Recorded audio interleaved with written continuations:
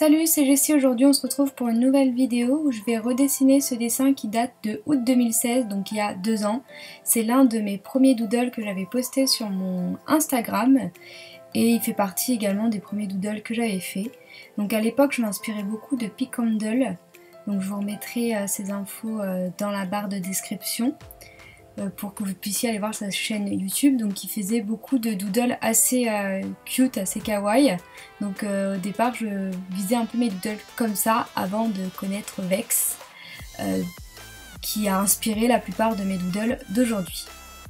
Alors ma création je la réalise comme d'habitude sur l'ordinateur vu que c'est la technique que j'apprécie le plus en ce moment. Et j'utilise encore une fois le logiciel Clip Paint Studio ou Clip Studio Paint, je sais plus, je l'ai peut-être pas dit dans l'ordre mais bon c'est pas grave, que j'apprécie de plus en plus et que j'aime beaucoup, que je pense que je vais m'acheter parce que je suis toujours sur la version d'essai.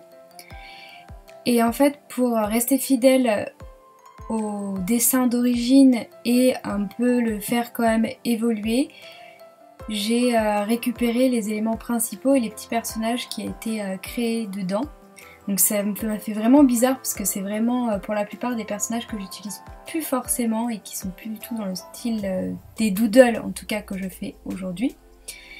J'ai essayé par contre d'améliorer plusieurs choses comme le fait qu'il y ait moins d'espace vide entre chacun de mes personnages contrairement à celui d'origine et essayer de rendre ça un peu plus harmonieux et que ça fasse vraiment un dessin qui soient ensemble et pas juste des petits dessins mis à côté.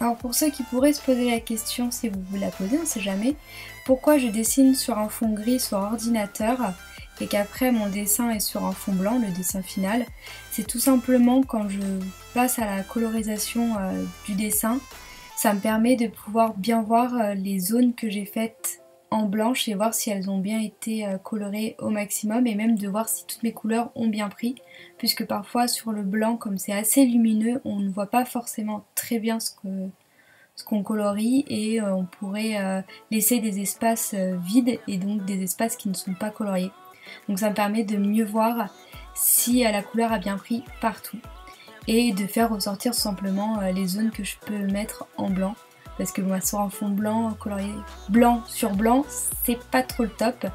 Mais donc c'est pour ça que je fais sur fond gris.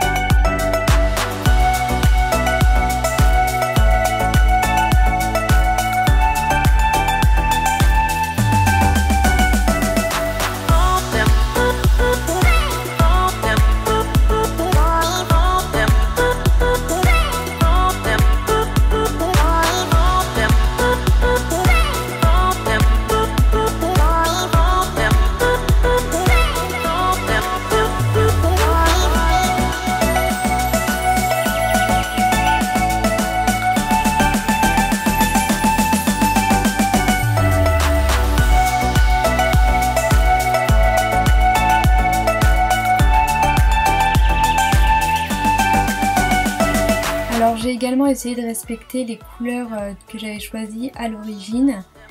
Après c'est un peu plus travaillé, c'est toujours un peu plus différent parce que le premier dessin je l'avais fait avec des feutres à alcool tandis que celui-ci il est sur ordinateur donc les couleurs sont forcément différentes mais j'ai essayé de garder les mêmes gammes pour que vous ayez vraiment le comparatif de il y a 2 ans à aujourd'hui.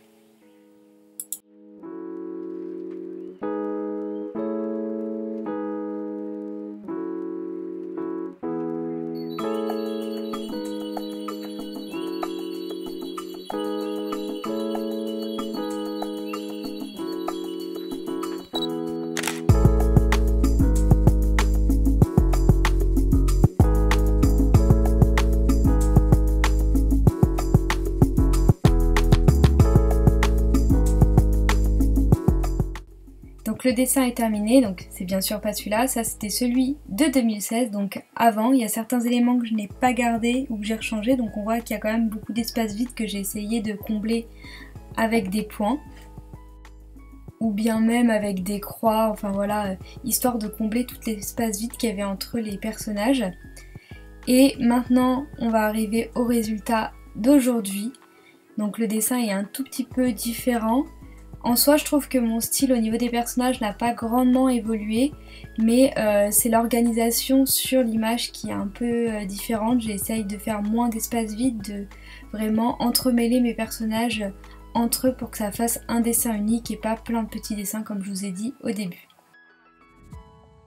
Ce que je peux vous conseiller sur ce genre de dessin, c'est toujours vous entraîner parce que vous voyez, en 2 ans on peut évoluer et même changer de style parce qu'au final moi en 2 ans j'ai plus du tout ce style là de dessin. Ça s'en rapproche, je fais toujours des choses assez kawaii mais c'est plus le même style exactement. Donc il faut toujours s'entraîner. À force d'entraînement, vous allez voir votre progression.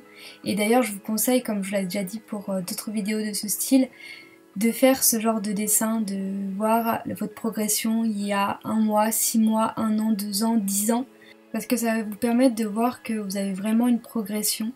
Et si par des moments vous pouvez buter sur certaines choses dont vous n'arrivez pas, faites ce test de refaire votre dessin, comme ça vous verrez que vous évoluez et que vous n'êtes pas resté au point mort. Moi je sais qu'il y a des moments ça m'arrive d'être entre guillemets en crise, à me dire j'arrive pas, j'avance pas, je suis nulle. Et au final quand je fais ce genre de dessin que j'ai fait il y a 1 an, je me rends compte à quel point ma technique elle a évolué, elle est peut-être pas encore parfaite mais j'avance et je progresse dans le dessin.